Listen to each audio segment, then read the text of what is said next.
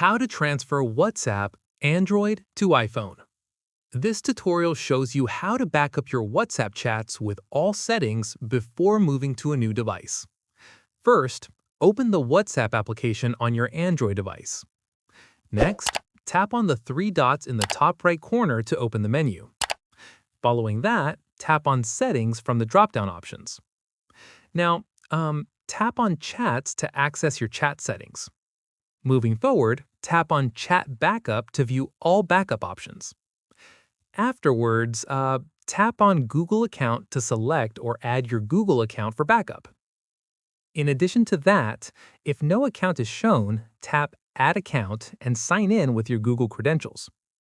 Once there, tap on Backup to Google Drive and select your preferred frequency like daily, weekly, or monthly. Subsequently, toggle on Include Videos to back up video files along with your photos and messages. Moreover, make sure you're connected to Wi-Fi by checking the Backup Over setting. Afterwards, tap Backup to create an immediate backup of all your chats and media. Then, wait for the backup to complete with all your messages, photos, and videos saved.